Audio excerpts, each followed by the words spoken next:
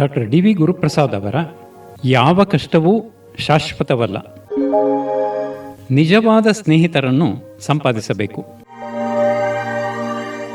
ಆ ಸಮಯದಲ್ಲಿ ನಾನು ರಾಜ್ಯದ ಗೂಢಚರ್ಯ ಇಲಾಖೆಯ ಮುಖ್ಯಸ್ಥನಾಗಿದ್ದು, ರಾಷ್ಟ್ರಪತಿ ಅಬ್ದುಲ್ ಕಲಾಂ ಅವರು ಬೆಂಗಳೂರಿಗೆ ಬಂದಾಗ ಅವರನ್ನು ಎದುರುಗೊಳ್ಳಲು ಹೋಗಿದ್ದೆ. ಅವರ ವಿಶೇಷ ವಿಮಾನದಲ್ಲಿ ಇನ್ನೊಬ್ಬ ವ್ಯಕ್ತಿ ಅವರ ಜೊತೆಗೆ ಇಳಿದರು. ನೀಳವಾದ ಬಿಳಿಯ ಗಡ್ಡಧಾರಿಯಾಗಿದ್ದ ಆ ವ್ಯಕ್ತಿ ಯಾರು ಎಂದು ನನಗೆ ತಿಳಿದಿರಲಿಲ್ಲ. ಇನ್ನೊಂದು ಬಾರಿಯೂ ರಾಷ್ಟ್ರಪತಿ ಅದೇ ವ್ಯಕ್ತಿಯ ಜೊತೆಗೆ ಬೆಂಗಳೂರಿಗೆ ಬಂದಾಗ ಆ ಗಡ್ಡಧಾರಿ ವ್ಯಕ್ತಿ ಯಾರು ಎಂದು ತಿಳಿಯುವ ಕುತೂಹಲದಿಂದ ನಾನು ಆ ವ್ಯಕ್ತಿಯ ಬಳಿಗೆ ಹೋಗಿ, ನೀವೇನಾದರೂ ಸರ್ಕಾರಿ ಅಧಿಕಾರಿಯೇ? ನೀವು ನಮ್ಮ ರಾಷ್ಟ್ರಾಧ್ಯಕ್ಷರ ಕಚೇರಿಯಲ್ಲಿ ಕೆಲಸ ಮಾಡುತ್ತಿರುವಿರಾ? ರಾಷ್ಟ್ರಾಧ್ಯಕ್ಷರು ಬೆಂಗಳೂರಿಗೆ ಬಂದಾಗಲೆಲ್ಲ ನೀವು ಅವರೊಡನೆ ಬರುವುದನ್ನು ನೋಡಿದ್ದೇನೆ ಎಂದು ಕೇಳಿದಾಗ ಅವರು ಗಟ್ಟಿಯಾಗಿ ನಕ್ಕು, ನಾನು ಅಬ್ದುಲ್ ಕಲಾಂರವರ ಹಿಂದಿನ ಸಹೋದ್ಯೋಗಿ ಮತ್ತು ಗೆಳೆಯ, ನಮ್ಮ ಸಂಬಂಧ 40 ವರ್ಷಗಳದ್ದು ಎಂದು ಹೇಳಿ ತಮ್ಮ ಪ್ರವಾಸದಲ್ಲಿ ಕಂಪನಿ ಕೊಡಲು ನನ್ನನ್ನು ಕರೆದುಕೊಂಡು ಬಂದಿದ್ದಾರೆ. ಅವರು ದೊಡ್ಡ ಹುದ್ದೆಯನ್ನು ಗಳಿಸಿದ್ದರೂ ತಮ್ಮ ಹಿಂದಿನ ಸ್ನೇಹಿತರನ್ನು ಮರೆತಿಲ್ಲ ಎಂದರು. ಕಲಾಂರವರ ಆ ಬೆಂಗಳೂರು ಭೇಟಿಯಲ್ಲಿಯೇ ಇನ್ನೊಂದು ಘಟನೆ ನಡೆಯಿತು. ಕಲಾಂರವರು ಅಧಿಕೃತ ಕಾರ್ಯಕ್ರಮವೊಂದಕ್ಕೆ ಒಂದು ಜಾಗಕ್ಕೆ ಹೋಗಬೇಕಾಗಿತ್ತು. ಶಿಷ್ಟಾಚಾರದಂತೆ ನಾವು ಅವರಿಗೆ ಪೈಲಟ್, ಎಸ್ಕಾರ್ಟ್ ಮುಂತಾದ ರಕ್ಷಣಾ ವ್ಯವಸ್ಥೆಗಳನ್ನು ಮಾಡಿದ್ದೆವು.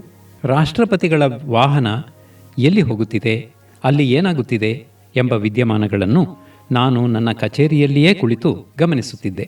ಬೆಂಗಳೂರು ದಕ್ಷಿಣದ ಗುರಪ್ಪನ ಪಾಳ್ಯದಲ್ಲಿ ಕಲಾಂರವರು ಇದ್ದಕ್ಕಿದ್ದಂತೆ ತಮ್ಮ ಕಾರನ್ನು ನಿಲ್ಲಿಸಿ ಇಳಿದು ಬಡಬಡನೆ ನಡೆದುಕೊಂಡು ಹೋದರು ಎಂದು ವೈರ್ಲೆಸ್ನಲ್ಲಿ ನನಗೆ ಸುದ್ದಿ ಬಂದಾಗ ನಾನು ಕಳವಳಗೊಂಡೆ. ಏಕೆಂದರೆ ಆ ಬಡಾವಣೆಯಲ್ಲಿ ಸಣ್ಣ ಸಣ್ಣ ಗಲ್ಲಿಗಳಿದ್ದು VIP ರಕ್ಷಣೆಗೆ ಸವಾಲಾಗುತ್ತವೆ ಎಂದು ನನಗೆ ತಿಳಿದಿತ್ತು. ನಾನು ಕೂಡಲೇ ಅಲ್ಲಿದ್ದ ಪೊಲೀಸ್ ಅಧಿಕಾರಿಗಳನ್ನು ಸಂಪರ್ಕಿಸಿ ಸೂಕ್ತ ರೀತಿಯಲ್ಲಿ ಕಲಾಂರವರ ಬೆಂಗಾವಲು ಕರ್ತವ್ಯವನ್ನು ಮಾಡಲು ಸೂಚಿಸಿದೆ. 10 ನಿಮಿಷದ ನಂತರ ಅವರ ರಕ್ಷಣಾಧಿಕಾರಿ ನನಗೆ ಕರೆ ಮಾಡಿ, ರಾಷ್ಟ್ರಪತಿಯವರು ಗಲ್ಲಿಯೊಂದರಲ್ಲಿ ನಡೆದುಕೊಂಡು ಹೋಗಿ ಒಂದು ಸಣ್ಣ ಮನೆಯ ಬಾಗಿಲು ತಟ್ಟಿದರು. ಒಳಗೆ ಹೋಗಿ ಯಾರೊಡನೆಯೋ ಮಾತನಾಡುತ್ತಾ ಕುಳಿತಿದ್ದಾರೆ. ಅವರು ಕಲಾಂರ ಬಾಲ್ಯ ಸ್ನೇಹಿತರಂತೆ. ಆ ವ್ಯಕ್ತಿ ಅನಾರೋಗ್ಯದಿಂದ ಹಾಸಿಗೆ ಹಿಡಿದಿದ್ದಾರೆ ಎನ್ನುವುದನ್ನು ತಿಳಿದ ರಾಷ್ಟ್ರಪತಿಯವರು ಇಲ್ಲಿಗೆ ಬಂದರು ಎಂದಾಗ ನನಗೆ ಆಶ್ಚರ್ಯವಾಯಿತು. ಒಂದು ರಾಷ್ಟ್ರದ ಮುಖ್ಯಸ್ಥನ ಹುದ್ದೆಯಲ್ಲಿರುವವರು ತಮ್ಮ ಗೆಳೆಯ ಅನಾರೋಗ್ಯದಲ್ಲಿದ್ದಾನೆ ಎಂಬ ವಿಷಯ ತಿಳಿದು ಅವರ ಮನೆಗೆ ಹೋಗಿ ನೋಡುವ ಸೌಜನ್ಯ ತೋರಿಸಿದರಲ್ಲ ಎಂದು ನನಗೆ ಅವರ ಮೇಲೆ ವಿಶೇಷ ಗೌರವವು ಮೂಡಿ ಬಂದಿತು. ಆ ಸಮಯದಲ್ಲಿಯೇ ನನಗೆ ಕೃಷ್ಣ ಸುಧಾಮರ ಕಥೆಯೂ ನೆನಪಾಯಿತು. ಬಡವನಾಗಿದ್ದ ಸುಧಾಮ ತನ್ನ ಹೆಂಡತಿಯ ಬಲವಂತಕ್ಕೆ ಕೃಷ್ಣನಿಂದ ಸಹಾಯ ಕೇಳಲು ಬರುತ್ತಾನೆ. ಕೃಷ್ಣನ ಅರಮನೆಗೆ ಸುಧಾಮ ತಲುಪಿದಾಗ ಅರಮನೆ ಬಾಗಿಲು ಕಾಯುತ್ತಿದ್ದ ಕಾವಲುಗಾರರು ಅವನನ್ನು ಒಳಗೆ ಹೋಗಲು ಬಿಡುವುದಿಲ್ಲ. ಆದರೆ ಅದೃಷ್ಟವಶಾತ್ ಕೃಷ್ಣ ಆ ಸಮಯಕ್ಕೆ ಬಾಗಿಲ ಬಳಿ ಬಂದು ತನ್ನ ಗೆಳೆಯನನ್ನು ನೋಡಿ ಖುಷಿಯಾಗಿ ಅವನನ್ನು ಅರಮನೆಯೊಳಗೆ ಕರೆದುಕೊಂಡು ಹೋಗಿ ಸಕಲ ಸತ್ಕಾರಗಳನ್ನು ಮಾಡುತ್ತಾನೆ. ಅನಂತರ ಕೃಷ್ಣ ಸುಧಾಮನ ಕೈಯಲ್ಲಿ ಇದ್ದ ಬಟ್ಟೆಗಂಟನ್ನು ನೋಡಿ ಅದರಲ್ಲಿ ಏನಿದೆ ಎಂದು ಕೇಳುತ್ತಾನೆ. ಸುಧಾಮನಿಗೆ ನಾಚಿಕೆಯಾಗಿ, ನೀನು ಚಿಕ್ಕಂದಿನಲ್ಲಿ ಅವಲಕ್ಕಿಯನ್ನು ತಿನ್ನಲು ಇಷ್ಟಪಡುತ್ತಿದ್ದೆ, ಅದನ್ನು ನಿನಗಾಗಿ ತಂದಿದ್ದೇನೆ, ಆದರೆ ನಿನ್ನ ರಾಜವೈಭೋಗವನ್ನು ನೋಡಿ ನಿನಗೆ ಅದನ್ನು ಕೊಡಲು ನಾಚಿಕೆಯಾಗುತ್ತದೆ ಎಂದು ಹೇಳುತ್ತಾನೆ. ಆದರೆ ಕೃಷ್ಣ ನಕ್ಕು, ನನಗೆ ಇಷ್ಟವಾದದ್ದನ್ನು ತಂದಿರುವೆ ಎಂದು ಅವಲಕ್ಕಿಯನ್ನು ತಿಂದು ಸಂತಸಗೊಳ್ಳುತ್ತಾನೆ. ಸುಧಾಮ ತಾನು ಏತಕ್ಕಾಗಿ ಕೃಷ್ಣನ ಬಳಿಗೆ ಬಂದೆ ಎಂದು ಹೇಳದೆಯೇ ಹೋದರೂ ಸುಧಾಮ ತೀರಾ ಕಷ್ಟದಲ್ಲಿರುವುದು ಕೃಷ್ಣನಿಗೆ ಗೊತ್ತಾಗುತ್ತದೆ. ಸುಧಾಮ ತನ್ನ ಮನೆಗೆ ವಾಪಸ್ಸಾದಾಗ ಅಲ್ಲಿ ಸಕಲ ಸೌಲಭ್ಯಗಳು ಕಂಗೊಳಿಸಿರುತ್ತವೆ. ಗೆಳೆಯ ಯಾವ ಸಹಾಯವನ್ನು ಕೇಳದೆ ಹೋದರೂ ಕೃಷ್ಣನೇ ಅವನ ಅವಶ್ಯಕತೆಯನ್ನು ತಿಳಿದು ಸುಧಾಮನಿಗೆ ಸಹಾಯ ಮಾಡಿರುತ್ತಾನೆ. ಸ್ನೇಹದ ಬಗೆಗೆ ನಾವು ಯೋಚನೆ ಮಾಡಿ ನೋಡೋಣ. ನಾವು ಪ್ರೈಮರಿ ಶಾಲೆಯಲ್ಲಿ ಓದುವಾಗ ನಮ್ಮ ಸಹಪಾಠಿಗಳೆಲ್ಲರನ್ನೂ ನಾವು ನಮ್ಮ ಸ್ನೇಹಿತರೆಂದೇ ಪರಿಗಣಿಸುತ್ತೇವೆ. ಏಕೆಂದರೆ ಆ ಸಮಯದಲ್ಲಿ ಎಲ್ಲರೂ ನಮ್ಮ ಸ್ನೇಹಿತರೆ. ಆಗ ನಮ್ಮೊಳಗಿನ ಸಂಬಂಧವು ನಿಷ್ಕಲ್ಮಶವಾಗಿರುತ್ತದೆ. ಆ ಸಂಬಂಧದಲ್ಲಿ ಯಾವುದೇ ರೀತಿಯ ಕೊಟ್ಟು ತೆಗೆದುಕೊಳ್ಳುವ ವ್ಯವಹಾರ ಇರುವುದಿಲ್ಲ. ಅಂದರೆ ಅದು ವ್ಯವಹಾರ ರಹಿತವಾದ ಒಂದು ಸಂಬಂಧ. ಆ ಸಂಬಂಧದಲ್ಲಿ ನಾವು ಯಾರ ಜೊತೆಗೆ ಹೇಗೆ ಬೇಕಾದರೂ ವ್ಯವಹರಿಸಬಹುದು. ಸ್ನೇಹಿತರು ಪರಸ್ಪರ ವ್ಯವಹರಿಸುವಾಗ ಎಚ್ಚರದಿಂದಿರುವುದಾಗಲಿ, ನಾನು ಏನಾದರೂ ಮಾತನಾಡಿದರೆ ಅದು ಅಪಾರ್ಥವಾಗುತ್ತದೆ, ಇಲ್ಲವೇ ನಮ್ಮ ಸ್ನೇಹ ಮುರಿದು ಬೀಳುತ್ತದೆ ಎನ್ನುವ ಭಯವೇ ಇರುವುದಿಲ್ಲ.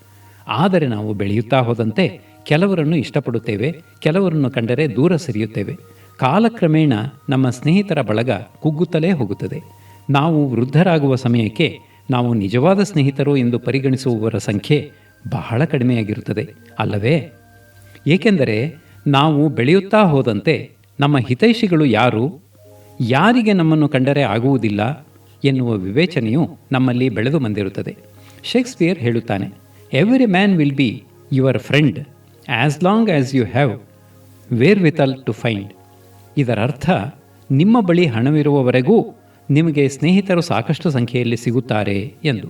ಈ ಮಾತುಗಳಲ್ಲಿ ನಾವು ವಿಶ್ವಾಸವನ್ನಿಟ್ಟು ನಮ್ಮ ಹತ್ತಿರ ಬರುವವರನ್ನೆಲ್ಲ ಸ್ನೇಹಿತರು ಎಂದು ಪರಿಗಣಿಸುವುದಿಲ್ಲ. ಪರಿಚಯವಿರುವವರೆಲ್ಲ ಸ್ನೇಹಿತರಲ್ಲ ಎನ್ನುವ ಅರಿವು ನಮ್ಮಲ್ಲಿ ಮೂಡಿರುತ್ತದೆ. ನನ್ನೊಡನೆ ಸ್ನೇಹವನ್ನು ಮಾಡುವಾಗ ನನ್ನಲ್ಲಿ ಅಧಿಕಾರವಿದೆಯೇ, ನಾನು ಉನ್ನತ ಸ್ಥಾನದಲ್ಲಿದ್ದೇನೆಯೇ, ನಾನು ಹಣವಂತನೇ, ನನ್ನಿಂದ ತನಗೇನಾದರೂ ಉಪಯೋಗವಿದೆಯೇ ಎಂದು ತಿಳಿದು ನನ್ನ ಬಳಿಗೆ ಬಂದಿರುವರೇ ಮುಂತಾದ ಯೋಚನೆಗಳನ್ನು ಮಾಡಿಯೇ ನಾವು ಹೊಸದಾಗಿ ಸ್ನೇಹಿತರನ್ನು ಮಾಡಿಕೊಳ್ಳುತ್ತೇವೆ. ಇನ್ನೊಬ್ಬರಿಂದ ತನಗೆ ಲಾಭವಾಗಬೇಕು ಎಂಬ ಉದ್ದೇಶದಿಂದ ಯಾರಾದರೂ ಸ್ನೇಹವನ್ನು ಬಯಸಿ ಬಂದರೆ ಅವರು ನಿಜವಾದ ಸ್ನೇಹಿತರಾಗುವುದಿಲ್ಲ. ಕೆಲವೇ ದಿನಗಳಲ್ಲಿ ಅಂತಹ ಸ್ನೇಹ ಮುರಿದು ಬೀಳುತ್ತದೆ. ಇನ್ನೊಬ್ಬ ತನ್ನ ಹಣಕ್ಕಾಗಿಯೇ ಅಥವಾ ತನ್ನ ಅಧಿಕಾರಕ್ಕಾಗಿಯೇ ತನ್ನ ಜೊತೆ ಒಬ್ಬಾತ ಸ್ನೇಹವನ್ನು ಬೆಳೆಸಿದ್ದಾನೆ ಅಥವಾ ಬೆಳೆಸಲು ಪ್ರಯತ್ನಿಸುತ್ತಿದ್ದಾನೆ ಎಂದು ಯಾರಿಗಾದರೂ ತಿಳಿದು ಬಂದರೆ ಅತ್ಯಂತ ಶೀಘ್ರದಲ್ಲಿ ಅಂತಹ ಸ್ನೇಹವು ಮುರಿದು ಬೀಳುತ್ತದೆ. ಗಟ್ಟಿ ಸ್ನೇಹವೆಂದರೆ ಅದು ಒಂದು ನಿಷ್ಕಲ್ಮಶವಾದ, ಇನ್ನೊಬ್ಬರಿಂದ ಏನನ್ನಾದರೂ ಪಡೆಯಬೇಕೆಂಬ ಉದ್ದೇಶದಿಂದ ಮಾಡಿಕೊಳ್ಳದ ಸಂಬಂಧ. ನನ್ನದೇ ಒಂದು ಉದಾಹರಣೆಯನ್ನು ಇಲ್ಲಿ ಕೊಡಬಯಸುತ್ತೇನೆ. ನಾನು 1978ರಲ್ಲಿ ಹೊಸಪೇಟೆಯಲ್ಲಿ ASP ಆಗಿ ವೃತ್ತಿ ಜೀವನವನ್ನು ಪ್ರಾರಂಭಿಸಿದಾಗ ಅಲ್ಲಿದ್ದ ಸಕ್ಕರೆ ಕಾರ್ಖಾನೆಯಲ್ಲಿ ರತ್ನಂ ಎನ್ನುವವರು ಮ್ಯಾನೇಜರ್ ಆಗಿದ್ದರು. ತಮ್ಮ ಕಾರ್ಖಾನೆಯ ಹಲವಾರು ಸಮಸ್ಯೆಗಳ ನಿವಾರಣೆಗಾಗಿ ಅವರು ನನ್ನ ಬಳಿ ಕಾಲಕಾಲಕ್ಕೆ ಬರುತ್ತಿದ್ದರು. ನನ್ನ ಆಸಕ್ತಿಗಳು ಮತ್ತು ಅವರ ಆಸಕ್ತಿಗಳು ಒಂದೇ ರೀತಿ ಇದ್ದ ಕಾರಣ ಅವರು ನನಗಿಂತ ಹಲವಾರು ವರ್ಷಗಳು ಹಿರಿಯರಿದ್ದರೂ ನಮ್ಮಿಬ್ಬರ ನಡುವೆ ಸ್ನೇಹ ಬೆಳೆಯಿತು. ಆ ಸ್ನೇಹ ಎಷ್ಟು ಗಾಢವಾಗಿ ಬೆಳೆಯುತ್ತಾ ಹೋಯಿತೆಂದರೆ ಅವರು ನಮ್ಮ ಮನೆಯ ಅಥವಾ ಕುಟುಂಬದ ಸದಸ್ಯರೇ ಆದರು.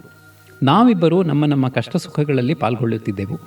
ಅವರಿಗೆ ನಾನೊಬ್ಬ ಪೊಲೀಸ್ ಅಧಿಕಾರಿ, ನನ್ನಿಂದ ಪ್ರತಿಫಲವನ್ನು ಪಡೆಯಬೇಕು ಅಥವಾ ನನ್ನ ಅಧಿಕಾರವನ್ನು ಬಳಸಿಕೊಂಡು ಇನ್ನೊಬ್ಬರ ಮುಂದೆ ಮೆರೆಯಬೇಕು ಅಥವಾ ತನ್ನ ಸ್ವಾರ್ಥಕ್ಕೆ ಏನಾದರೂ ಗಳಿಸಬೇಕು ಎನ್ನುವ ಉದ್ದೇಶವೇ ಇರಲಿಲ್ಲ. ಇದು ನನಗೆ ತಿಳಿಯಲು ಬಹಳ ದಿನಗಳು ಬೇಕಾಗಲಿಲ್ಲ. ಹೀಗಾಗಿ ನಾನು ಪದೋನ್ನತಿಗೊಂಡು SP ಆದಾಗಲೂ, ಅದಾದ ನಂತರ DIG ಆದಾಗಲೂ, ಕಡೆಗೆ ನಾನು ಹೆಚ್ಚುವರಿ DGP ಆದಾಗಲೂ ಅವರ ನನ್ನ ಸ್ನೇಹ ಗಟ್ಟಿಯಾಗಿಯೇ ಉಳಿದಿತ್ತು. ತಾವು ಸಾಯುವ ಹಿಂದಿನ ದಿನವೂ ಅವರು ನನ್ನನ್ನು ನೆನೆಸಿಕೊಂಡಿದ್ದರು ಎಂದು ಅವರ ಪತ್ನಿ ನನಗೆ ಹೇಳಿದ್ದರು. ಸ್ನೇಹ ಎನ್ನುವುದು ನಂಬಿಕೆಯ ತಳಹದಿಯಲ್ಲಿ ಬೆಳೆಯಬೇಕು. ಒಬ್ಬರಿಗೊಬ್ಬರ ಮಧ್ಯೆ ನಂಬಿಕೆ ಏರ್ಪಟ್ಟರೆ ಅವರ ಸ್ನೇಹ ಗಾಢವಾಗುತ್ತದೆ. ಈ ರೀತಿ ನಂಬಿಕೆ ಮೂಡುವುದು ಹಲವಾರು ವರ್ಷಗಳ ನಂತರವೇ. ನಮ್ಮ ನಿಜವಾದ ಸ್ನೇಹಿತರು ಯಾರು ಎನ್ನುವುದನ್ನು ನಮಗೆ ತಿಳಿಯುವುದು ನಾವು ತೊಂದರೆಗೆ ಒಳಗಾದಾಗಲೇ. ಆಗ ನಮ್ಮ ಗೆಳೆಯರು ನಮ್ಮ ನೆರವಿಗೆ ಬರುತ್ತಾರೆಯೇ ಅಥವಾ ಇಲ್ಲವೇ ಎನ್ನುವುದು ಒಬ್ಬ ಸ್ನೇಹಿತನ ಗುಣವನ್ನು ನಿರೂಪಿಸುತ್ತದೆ. ನನ್ನ ಇಲಾಖೆಯಲ್ಲಿ ಒಬ್ಬ ಅಧಿಕಾರಿ ಕೆಲಸ ಮಾಡುತ್ತಿದ್ದರು. ಅವರಿಗೆ ಸಾಕಷ್ಟು ದೊಡ್ಡ ಸಂಖ್ಯೆಯ ಸ್ನೇಹಿತರಿದ್ದರು. ಎಲ್ಲಿ ಹೋದರೂ ಸ್ನೇಹಿತರ ಜೊತೆಗೇ ಹೋಗುತ್ತಿದ್ದರು. ನನಗೆ ಕುಟುಂಬಕ್ಕಿಂತಲೂ ಸ್ನೇಹಿತರೇ ಹೆಚ್ಚು ಎಂದು ಅವರು ನನಗೆ ಹೇಳುತ್ತಿದ್ದರು. ಈ ಅಧಿಕಾರಿಗೆ ಒಮ್ಮೆ ಯಾವುದೋ ಕಾರಣಕ್ಕಾಗಿ ಪೊಲೀಸ್ ಇಲಾಖೆಯಲ್ಲಿ ಅಮಾನತುಗೊಳಿಸಲಾಯಿತು. ಅದಾದ ನಂತರ ಅವರ ಮೇಲೆ ಒಂದು ಕ್ರಿಮಿನಲ್ ಪ್ರಕರಣವೂ ದಾಖಲಾಯಿತು. ಆ ಸಮಯದಲ್ಲಿ ಅವರು ಹೇಗಿದ್ದಾರೆ ಎಂದು ನೋಡಲು ಅವರ ಮನೆಗೆ ಹೋದೆ. ಆ ಸಮಯದಲ್ಲಿ ಅವರು ಹೇಳಿದ ಮಾತುಗಳು ಇಂದಿಗೂ ನನ್ನ ಕಿವಿಯಲ್ಲಿ ಗುಯ್ಗುಡುತ್ತಿವೆ. ಸರ್, ನನಗೆ ಅಮಾನತ್ತು ಆದಾಗಿನಿಂದ ಇಲ್ಲಿಯವರೆಗೆ ಯಾರೂ ಬಂದು ನೀನು ಹೇಗಿರುವೆ ಎಂದು ವಿಚಾರಿಸಿಲ್ಲ. ನನ್ನನ್ನು ಭೇಟಿಯಾದರೆ ತಮಗೆ ತೊಂದರೆ ಬರಬಹುದು ಎನ್ನುವ ಹೆದರಿಕೆಯಿಂದ ಎಲ್ಲರೂ ನನ್ನಿಂದ ದೂರವೇ ಇರುತ್ತಾರೆ. ನಾನು ಕ್ರಿಮಿನಲ್ ಅಲ್ಲ ಎಂದು ಗೊತ್ತಿದ್ದರೂ ಅವರು ಹೀಗೆ ಮಾಡುತ್ತಿದ್ದಾರೆ ಎಂದು ಕಣ್ಣಲ್ಲಿ ನೀರು ತುಂಬಿಕೊಂಡು ಹೇಳಿದರು. ನೀವು ಕಳೆದ ಹಲವು ವರ್ಷಗಳಿಂದ ಬಹಳ ಸ್ನೇಹಿತರನ್ನು ಸಂಪಾದಿಸಿದ್ದೇನೆ ಎಂದು ಹೇಳುತ್ತಿದ್ದಿರಲ್ಲ. ಈಗಲಾದರೂ ನಿಮ್ಮ ನಿಜವಾದ ಸ್ನೇಹಿತರು ಎಷ್ಟು ಜನ ಇದ್ದಾರೆ ಎಂದು ತಿಳಿಯುತ್ತಲ್ಲವೇ?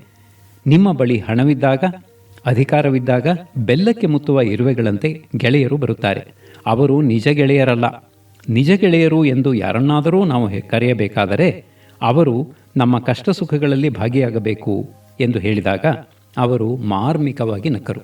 ಸಂತ ತುಳಸಿದಾಸರು ಉತ್ತಮ ಗೆಳೆಯನ ಬಗ್ಗೆ ಈ ರೀತಿಯ ಮಾತುಗಳನ್ನು ಹೇಳುತ್ತಾರೆ. ತಮ್ಮ ಗೆಳೆಯ ಕಷ್ಟದಲ್ಲಿದ್ದಾಗ ಅವನ ಕಷ್ಟಗಳನ್ನು ಹಂಚಿಕೊಳ್ಳುವವನು ಉತ್ತಮ ಗೆಳೆಯ. ಗೆಳೆಯ ಸುಖದಲ್ಲಿದ್ದಾಗ ಅವನ ಸುಖವನ್ನು ತಾನೂ ಒಟ್ಟಾಗಿ ಅನುಭವಿಸುತ್ತಾನೆ. ಒಬ್ಬ ಉತ್ತಮ ಗೆಳೆಯ ತನಗೆ ಸಾಧ್ಯವಾದಷ್ಟು ಮಟ್ಟಿಗೆ ತನ್ನ ಸ್ನೇಹಿತನಿಗೆ ಸಹಕರಿಸುತ್ತಾನೆ. ಗೆಳೆಯನಿಗೆ ತೊಂದರೆಯುಂಟಾದಾಗ ಆತ ಓಡಿ ಹೋಗುವುದಿಲ್ಲ. ಗೆಳೆಯ ತಪ್ಪು ಕೆಲಸ ಮಾಡಿದರೆ ಆತನನ್ನು ತಿದ್ದುತ್ತಾನೆ. ನೀನು ಮಾಡುವುದು ತಪ್ಪು ಎಂದು ಹೇಳಲು ಉತ್ತಮ ಗೆಳೆಯ ಹೇಸುವುದಿಲ್ಲ. ಎಲ್ಲಕ್ಕಿಂತ ಮಿಗಿಲಾಗಿ ಒಬ್ಬ ಉತ್ತಮ ಗೆಳೆಯ ತನ್ನ ಗೆಳೆಯನನ್ನು ಅವನ ಬೆನ್ನ ಹಿಂದೆ ಅವಹೇಳನ ಮಾಡುವುದಿಲ್ಲ. ತನ್ನ ಗೆಳೆಯನನ್ನು ಕಂಡಾಗಲೆಲ್ಲ ಸಂತಸಗೊಳ್ಳುತ್ತಾನೆ. ತುಳಸಿದಾಸರು ಹೇಳುವಂತಹ ವ್ಯಕ್ತಿಗಳನ್ನು ನಾವು ಗೆಳೆಯರನ್ನಾಗಿ ಮಾಡಿಕೊಳ್ಳಬೇಕು. ಗೆಳೆಯರು ಕೆಟ್ಟ ಕೆಲಸವನ್ನು ಮಾಡಿದಾಗ ನಾವು ತಿದ್ದಬೇಕು. ಒಂದು ವೇಳೆ ಅವರು ನಮ್ಮ ಮಾತನ್ನು ಕೇಳದಿದ್ದರೆ ಅವರ ಗೆಳೆತನವನ್ನೇ ದೂರ ಮಾಡಬೇಕು. ಏಕೆಂದರೆ ಕೆಟ್ಟ ಜನರ ಸಂಗ ಮಾಡಿದರೆ ನಮಗೂ ಕೆಟ್ಟದಾಗುತ್ತದೆ. ಈ ನಿಯಮವನ್ನು ಅನುಸರಿಸಿದರೆ ನಾವು ಸುಖದಿಂದ ಇರಲು ಸಾಧ್ಯ. ಮರಳಿ ಯತ್ನವ ಮಾಡು. ಮರಳಿ ಯತ್ನವ ಮಾಡು ಎನ್ನುವ ವಾಕ್ಯವನ್ನು ಕೇಳಿದ ಕೂಡಲೇ ನನಗೆ ಪಾಣಿನಿಯ ಕಥೆ ನೆನಪಿಗೆ ಬರುತ್ತದೆ. ಪಾಣಿನಿ ಸಂಸ್ಕೃತದ ಒಬ್ಬ ಶ್ರೇಷ್ಠ ವ್ಯಾಕರಣಕಾರ. ಇಂದಿಗೂ ಸಂಸ್ಕೃತವನ್ನು ಕಲಿಯಬೇಕಾದರೆ ಪಾಣಿನಿಯ ವ್ಯಾಕರಣವನ್ನೇ ಅವಲಂಬಿಸಬೇಕು. ಇಂತಹ ಮಹಾನುಭಾವ ವಿದ್ಯಾರ್ಥಿ ದೆಸೆಯಲ್ಲಿ ಇತರರಿಗಿಂತ ಬಹಳ ಹಿಂದಿದ್ದ ಎಂದರೆ ಆಶ್ಚರ್ಯವಾಗುತ್ತದೆಯಲ್ಲವೇ? ಪಾಣಿನಿ ಗುರುಕುಲಕ್ಕೆ ಸೇರಿದಾಗ ಆತ ಎಷ್ಟೇ ಪ್ರಯತ್ನವನ್ನು ಪಟ್ಟರೂ ಆತನಿಗೆ ಗುರುಗಳು ಹೇಳಿಕೊಡುವುದು ಅರ್ಥವೇ ಆಗುತ್ತಿರಲಿಲ್ಲ. ಆಗ ಗುರುಗಳು, ನಿನಗೆ ವಿದ್ಯೆ ಹತ್ತುವುದಿಲ್ಲ, ನೀನು ಬೇರೇನಾದರೂ ಕೆಲಸ ಮಾಡಿಕೊಂಡು ಜೀವನ ಮಾಡು ಎಂದು ಸೂಚಿಸುತ್ತಾರೆ. ಆದರೆ ಪಾಣಿನಿಗೆ ಗುರುಕುಲವನ್ನು ಬಿಡುವುದು ಇಷ್ಟವಿರುವುದಿಲ್ಲ. ತಾನು ವಿದ್ಯಾವಂತನಾಗಬೇಕು, ಬುದ್ಧಿವಂತನಾಗಬೇಕು ಎಂಬ ಅದಮ್ಯ ಬಯಕೆ ಅವನಲ್ಲಿ ಇರುತ್ತದೆ. ಆತ ಗುರುಕುಲವನ್ನು ಬಿಡುವುದಿಲ್ಲ ಎಂದಾಗ ಗುರುಗಳು, ನೀನು ನಮ್ಮ ಮನೆಯಲ್ಲಿ ಸಣ್ಣ ಪುಟ್ಟ ಕೆಲಸಗಳನ್ನು ಮಾಡಿಕೊಂಡಿರು, ನಾನು ಇತರರಿಗೆ ಕಲಿಸುವುದನ್ನು ಕೇಳಿಸಿಕೊ, ಮುಂದೇನಾಗುತ್ತದೋ ನೋಡೋಣ ಎನ್ನುತ್ತಾರೆ. ಪಾಣಿನಿ ಗುರುಗಳ ಮನೆ ಕೆಲಸಗಳನ್ನು ಮಾಡಿಕೊಡುತ್ತಾ ಕಲಿಯುವ ತನ್ನ ಪ್ರಯತ್ನವನ್ನು ಮುಂದುವರಿಸುತ್ತಾನೆ. ಆದರೆ ಅವನ ದುರಾದೃಷ್ಟವೋ ಏನೋ, ಅವನು ಎಷ್ಟೇ ಪ್ರಯತ್ನ ಪಟ್ಟರೂ ಅವನ ಪ್ರಯತ್ನಗಳು ಸಫಲವಾಗುವುದಿಲ್ಲ. ಹೀಗಾಗಿ ಆತ ತೀವ್ರ ನಿರಾಶೆಯಿಂದ ಇರುತ್ತಾನೆ. ಇಂತಹ ಸಮಯದಲ್ಲಿ ಆತ ಗುರುಗಳ ಮನೆಗೆಂದು ನೀರನ್ನು ತರಲು ಬಾವಿಗೆ ಹೋಗುತ್ತಾನೆ. ಬಾವಿಯ ಬಳಿ ಪಾಣಿನಿ ಖಿನ್ನ ಮನಸ್ಕನಾಗಿ ಕುಳಿತಿರುವುದನ್ನು ನೋಡಿದ ಒಬ್ಬ ಹೆಣ್ಣು ಮಗಳು, ಏಕೆ ಮಗು, ನೀನು ಖಿನ್ನನಾಗಿರುವೆ ಎಂದು ಕೇಳುತ್ತಾಳೆ. ಆಗ ಪಾಣಿನಿ, ನಾನು ಎಷ್ಟೇ ಪ್ರಯತ್ನ ಪಟ್ಟರೂ ನನಗೆ ವಿದ್ಯೆ ಹತ್ತುತ್ತಿಲ್ಲ. ನಾನು ಕಲಿಯಬೇಕಾದ ವಿಷಯಗಳು ಕಬ್ಬಿಣದ ಕಡಲೆಯಂತಿವೆ. ಮುಂದೇನು ಮಾಡುವುದೆಂದು ತಿಳಿಯದಾಗಿದೆ ಎಂದು ಹೇಳುತ್ತಾನೆ. ಆಗ ಆ ಮಹಿಳೆ ಅವನಿಗೆ ಬಾವಿಯ ಕಟ್ಟೆಯ ಬಳಿ ಕರೆದುಕೊಂಡು ಹೋಗಿ, ಈ ಕಟ್ಟೆಯನ್ನು ಯಾವ ವಸ್ತುವಿಂದ ಕಟ್ಟಿದೆ ನೋಡು ಎಂದು ಹೇಳಿದಾಗ, ಇದು ಕಲ್ಲಿನಿಂದಲೇ ಕಟ್ಟಿದೆಯಲ್ಲವೇ ಎನ್ನುತ್ತಾನೆ. ಆಕೆ ತನ್ನ ಕೈಯಲ್ಲಿದ್ದ ಮಡಿಕೆಯನ್ನು ತೋರಿಸಿ, ಇದು ಯಾವ ವಸ್ತುವಿನಿಂದ ಮಾಡಿದೆ ಎಂದು ಕೇಳಿದಾಗ ಪಾಣಿನಿ ಮಣ್ಣಿನಿಂದ ಎನ್ನುತ್ತಾನೆ. ಆಗ ಆಕೆ ಮಣ್ಣುಗಟ್ಟಿಯೋ ಇಲ್ಲ ಕಲ್ಲುಗಟ್ಟಿಯೋ ಎಂದು ಕೇಳಿದಾಗ, ಇದೇನು, ಎಂತಹ ಪ್ರಶ್ನೆಗಳನ್ನು ಕೇಳುತ್ತೀರಿ, ಮಣ್ಣಿಗಿಂತ ಕಲ್ಲು ಗಟ್ಟಿಯಲ್ಲವೇ ಎನ್ನುತ್ತಾನೆ. ಹಾಗಾದರೆ ಇಲ್ಲಿ ನೋಡು ಎಂದು ಅವನಿಗೆ ಆ ಮಹಿಳೆ ಬಾವಿಯ ಕಟ್ಟೆಯ ಮೇಲ್ಭಾಗದ ಒಂದು ಜಾಗವನ್ನು ತೋರಿಸುತ್ತಾಳೆ. ಈ ಜಾಗವನ್ನು ನೋಡು, ಇದು ಹೇಗೆ ಸವೆದು ಹೋಗಿದೆ, ಇದು ಸವೆದಿದ್ದು ಹೇಗೆ ಅಂತ ನಿನಗೆ ಗೊತ್ತಿದೆಯೇ ಎಂದು ಕೇಳಿದಾಗ ಪಾಣಿನಿ ಗೊತ್ತಿಲ್ಲ ಎನ್ನುತ್ತಾನೆ. ಆಗ ಆಕೆ ಹೇಳುತ್ತಾಳೆ, ಇಲ್ಲಿ ನೀರು ಸೇದುವ ಪ್ರತಿಯೊಬ್ಬರೂ ಬಾವಿಯಿಂದ ತುಂಬಿದ ಕೊಡವನ್ನು ಮೇಲೆ ತೆಗೆದು ಅದನ್ನು ಕಟ್ಟೆಯ ಮೇಲೆ ಇಟ್ಟು ಕೊಡಕ್ಕೆ ಕಟ್ಟಿದ ಹಗ್ಗವನ್ನು ತೆಗೆಯುತ್ತಾರೆ. ಪ್ರತಿದಿನವೂ ನೂರಾರು ಜನರು ಒಂದೇ ಜಾಗದಲ್ಲಿ ನೀರು ತುಂಬಿದ ಕೊಡವನ್ನು ಇಡುವ ಕಾರಣ ಆ ಜಾಗದ ಕಲ್ಲು ಕೊಡದ ಭಾರಕ್ಕೆ ಸವೆದು ಹೋಗಿದೆ. ಮಣ್ಣು ಕಲ್ಲಿಗಿಂತ ಗಟ್ಟಿಯಾಗಿರದಿದ್ದರೂ ಅದು ಕಲ್ಲನ್ನೇ ಸವೆಸಿರುವ ಕಾರಣ ಪದೇ ಪದೇ ಒಂದೇ ಜಾಗದಲ್ಲಿ 100 ಕೊಡಗಳನ್ನು ಇಟ್ಟ ಕಾರಣದಿಂದಲೇ. ನಿನಗೆ ಪಾಠವು ತಲೆಗೆ ಹತ್ತಲಿಲ್ಲ ಎಂದು ದುಃಖಿಸಬೇಡ. ಪದೇ ಪದೇ ಪ್ರಯತ್ನವನ್ನು ಮಾಡುತ್ತಿರು. 100 ಬಾರಿ ಸೋತರೆ 101ನೇ ಬಾರಿ ಯಶಸ್ಸು ನಿನ್ನದಾಗುತ್ತದೆ. ಮಣ್ಣಿನ ಕೊಡ ಕಲ್ಲನ್ನು ಹೇಗೆ ಸವೆಸಿತೋ ಅದೇ ರೀತಿ ನೀನು ನಿರಂತರ ಪ್ರಯತ್ನವನ್ನು ಮಾಡಿದರೆ ಯಶವನ್ನು ಗಳಿಸುವೆ ಎನ್ನುತ್ತಾಳೆ. ಈ ಮಾತುಗಳನ್ನು ನೆನಪಿನಲ್ಲಿ ಇಟ್ಟುಕೊಂಡ ಪಾಣಿನಿ ಹಿಮಾಲಯಕ್ಕೆ ಹೋಗಿ ಭೀಕರ ತಪಸ್ಸನ್ನು ಮಾಡುತ್ತಾನೆ. ತನ್ನ ಮನಸ್ಸನ್ನು ಒಂದೇ ವಿಷಯದತ್ತ ಕೇಂದ್ರೀಕರಿಸುತ್ತಾನೆ. ಕಾಲಾನುಕ್ರಮೇಣ ಆತನಿಗೆ ವಿದ್ಯೆ ಒಲಿಯುತ್ತದೆ. ಪಾಣಿನಿ ಮುಂದೆ ವ್ಯಾಕರಣವನ್ನು ಬರೆಯುತ್ತಾನೆ. ಅವನು ಬರೆದ ಗ್ರಂಥಗಳಿಗೆ ಅವನಿಗಿಂತ ಮೇಧಾವಿಗಳು ಎನಿಸಿಕೊಂಡವರು ಯಾರೂ ಭಾಷ್ಯವನ್ನು ಬರೆಯಲು ಸಾಧ್ಯವಾಗುವುದಿಲ್ಲ. ಸಂಸ್ಕೃತದ ಭಾಷೆಗೆ ಪಾಣಿನಿ ಅಡಿಪಾಯವಾಗಿದ್ದಾನೆ. ಇದಕ್ಕೆ ಕಾರಣವೆಂದರೆ ಆತ ತಾನು ಸೋತ ನಂತರವೂ ಮತ್ತೆ ಮತ್ತೆ ಪ್ರಯತ್ನ ಮಾಡಿ ಸೋಲನ್ನೇ ಗೆದ್ದದ್ದು. ನೀವು ಬಾಕ್ಸಿಂಗ್ ನೋಡಿರಬಹುದು. ಅದರಲ್ಲಿ ಇಬ್ಬರು ಎದುರಾಳಿಗಳು ಮುಷ್ಟಿ ಯುದ್ಧವನ್ನು ಮಾಡುವಾಗ ಒಬ್ಬ ಕೆಳಗೆ ಬಿದ್ದಾಗ ತೀರ್ಪುಗಾರ ಅವನಲ್ಲಿಗೆ ಬಂದು 1, 2, 3 ಎಂದು ಎಣಿಸುತ್ತಾ ಹೋಗುತ್ತಾನೆ. ಒಂದು ವೇಳೆ ತೀರ್ಪುಗಾರ 10 ಎಣಿಸುವಷ್ಟರಲ್ಲಿ ಕೆಳಗೆ ಬಿದ್ದವನು ಮೇಲಕ್ಕೆ ಏಳದಿದ್ದರೆ ಆತ ಸೋತ ಎಂದು ತೀರ್ಮಾನಿಸಲಾಗುತ್ತದೆ. ಆಟಗಾರನು ಪಂದ್ಯದಲ್ಲಿ ಮುಂದುವರಿಯಬೇಕಾದರೆ ಕೆಳಗೆ ಬಿದ್ದಿರಲು ಸಾಧ್ಯವಿಲ್ಲ. ಮೇಲಕ್ಕೆದ್ದು ಪಂದ್ಯವನ್ನು ಮುಂದುವರೆಸಬೇಕು. ಆಗ ಮಾತ್ರ ಪಂದ್ಯವು ಮುಂದುವರಿಯುತ್ತದೆ. ಹೀಗಾಗಿ ಕೆಳಗೆ ಬಿದ್ದರೆ ಸೋತಂತಾಗುತ್ತದೆ.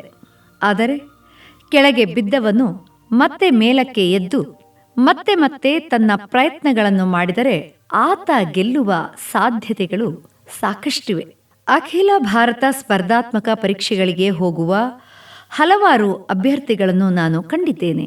ಸರಿಸುಮಾರು ಎಲ್ಲರೂ ತಮಗೆ ಪರೀಕ್ಷೆಯನ್ನು ಎದುರಿಸಲು ಎಷ್ಟು ಅವಕಾಶಗಳಿರುತ್ತವೆಯೋ ಅಷ್ಟೂ ಅವಕಾಶಗಳನ್ನು ಉಪಯೋಗಿಸಿಕೊಳ್ಳುತ್ತಾರೆ. ನಾನು ಸಹ ಹಾಗೆಯೇ. ನಾನು IAS ಅಧಿಕಾರಿಯಾಗಬೇಕೆಂಬ ಉದ್ದೇಶದಿಂದ ಸ್ಪರ್ಧಾತ್ಮಕ ಪರೀಕ್ಷೆಗಳನ್ನು ಮೊದಲಿಗೆ ಬರೆದಾಗ ನನಗೆ IPS ಹುದ್ದೆ ದೊರಕಿತು. ನಾನು ಆ ಸಮಯದಲ್ಲಿ IPSಗೆ ಸೇರಲೇ ಇಲ್ಲ. ನನ್ನ ಗುರಿ IAS ಆಗಿರುವಾಗ ಆ ಹುದ್ದೆಗೆ ಹೋಗಬೇಕೆಂದು 2ನೇ ಬಾರಿ ಮತ್ತೆ ಪರೀಕ್ಷೆಗಳನ್ನು ಬರೆದೆ. ಆಗ ನನಗೆ ಇನ್ಕಮ್ ಟ್ಯಾಕ್ಸ್ ಸೇವೆ ದೊರಕಿತು. ಆ ಹುದ್ದೆಗೂ ನಾನು ಸೇರಲಿಲ್ಲ. ನನಗಿದ್ದ 3ನೆಯ ಹಾಗೂ ಕಡೆಯ ಅವಕಾಶವನ್ನು ಉಪಯೋಗಿಸಿಕೊಂಡು ಮತ್ತೊಮ್ಮೆ ಪರೀಕ್ಷೆಗಳನ್ನು ಬರೆದೆ. ಆಗಲೂ ನನಗೆ IAS ಹುದ್ದೆ ದೊರೆಯದೆ IPS ಹುದ್ದೆಯೇ ದೊರಕಿತು. ನಾನಂತೂ ನನಗಿದ್ದ ಎಲ್ಲ ಅವಕಾಶಗಳನ್ನು ಉಪಯೋಗಿಸಿಕೊಂಡಿರುವೆ. ಇನ್ನು IAS ಹುದ್ದೆ ಸಿಗಲು ನನಗೆ ಅವಕಾಶವೇ ಇಲ್ಲ ಎಂದು ನಾನು ಮನಗಂಡಾಗ IPS ಹುದ್ದೆಗೆ ಸೇರಿಕೊಂಡೆ. ನನಗೆ IAS ಹುದ್ದೆ ಸಿಗಲಿಲ್ಲ ಎಂದು ಬೇಸರವೇನೂ ಆಗಿಲ್ಲ. ನನಗಿದ್ದ ಅವಕಾಶಗಳನ್ನು ನಾನು ಉಪಯೋಗಿಸಿಕೊಂಡೆ. ಪ್ರಾಮಾಣಿಕ ಪ್ರಯತ್ನಗಳನ್ನು ಮಾಡಿದೆ ಎನ್ನುವ ತೃಪ್ತಿ ನನಗಿದೆ. ಒಂದು ವೇಳೆ ನನಗೆ ಯಾವುದೇ ಹುದ್ದೆ ಸಿಗದೆ ಹೋಗಿದ್ದರೂ ನಿರಾಶೆ ಆವರಿಸುತ್ತಿರಲಿಲ್ಲ. ಏಕೆಂದರೆ ನಾನು ಪ್ರಯತ್ನಪಟ್ಟೆ, ಆದರೆ ಅದು ಸಫಲತೆಯನ್ನು ಕಾಣಲಿಲ್ಲ ಎಂದು ನಾನು ನನಗೇ ಸಮಾಧಾನವನ್ನು ಹೇಳಿಕೊಳ್ಳುತ್ತಿದ್ದೆ. ಇಂಗ್ಲಿಷ್ನಲ್ಲಿ ಒಂದು ವಾಕ್ಯವಿದೆ, your effort may fail but don't fail to make an effort ಎಂದು. ಇದರ ಅರ್ಥ ನಿನ್ನ ಪ್ರಯತ್ನವು ಅಸಫಲವಾಗಬಹುದು, ಆದರೆ ಪ್ರಯತ್ನ ಮಾಡುವುದರಲ್ಲಿ ಅಸಫಲನಾಗಬೇಡ ಎಂದು. ಏಕೆಂದರೆ ಪ್ರಯತ್ನವನ್ನೇ ಮಾಡದಿದ್ದರೆ ಫಲ ಸಿಗುವುದು ಹೇಗೆ? ನನ್ನ ಶಿಕ್ಷಕರೊಬ್ಬರು ಹೇಳುತ್ತಿದ್ದ ಮಾತುಗಳು ನನಗೆ ಸದಾ ನೆನಪಾಗುತ್ತವೆ. ಅವೇನೆಂದರೆ, ಮಂತ್ರಿಸಿದರೆ ಮಾವಿನಕಾಯಿ ಬೀಳುತ್ತದೆಯೇ ಎಂದು.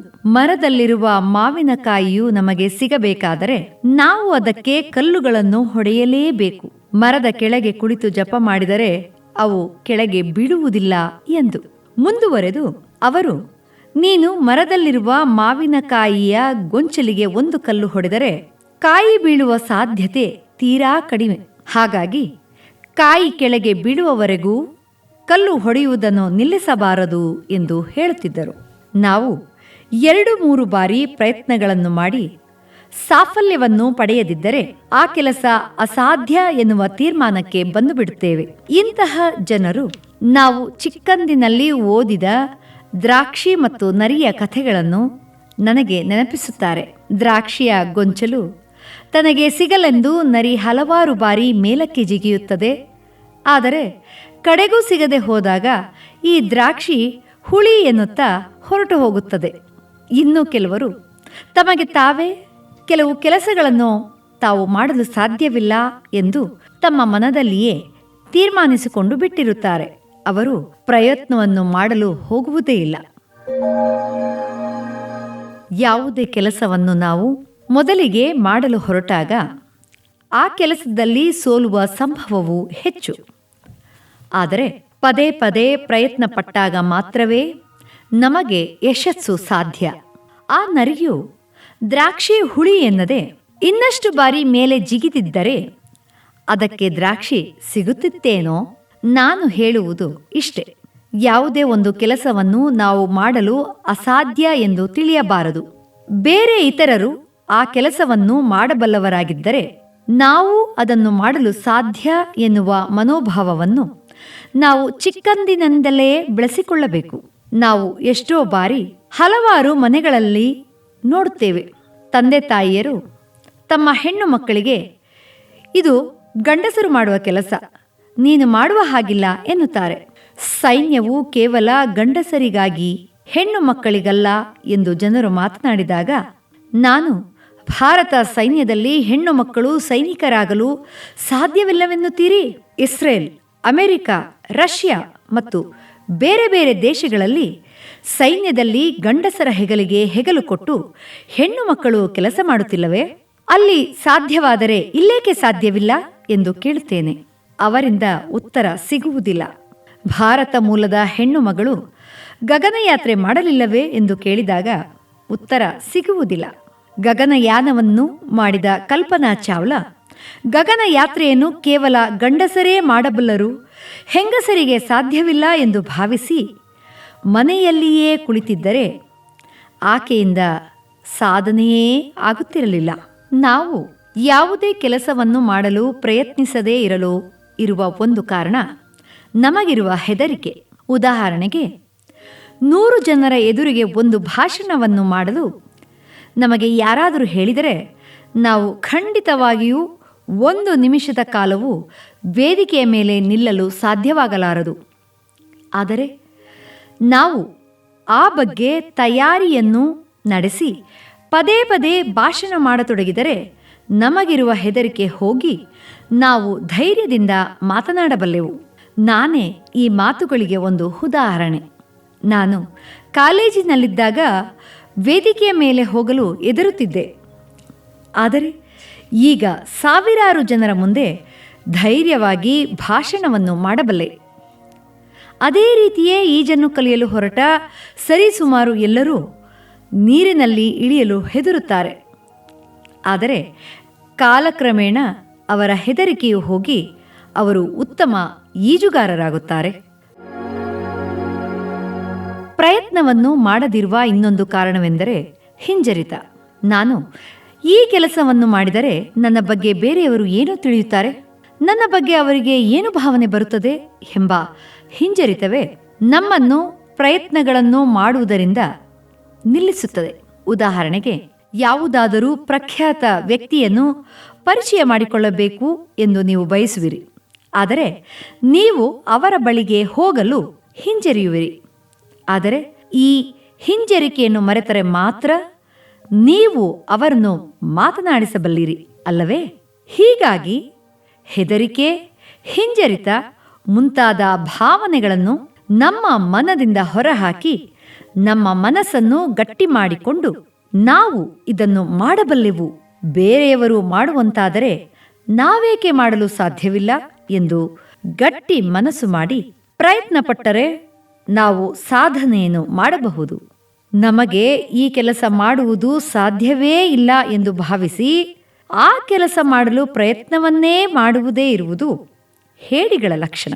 ಪ್ರಯತ್ನ ಪಟ್ಟಾಗ ಮಾತ್ರ ಫಲ ದೊರೆಯುತ್ತದೆ.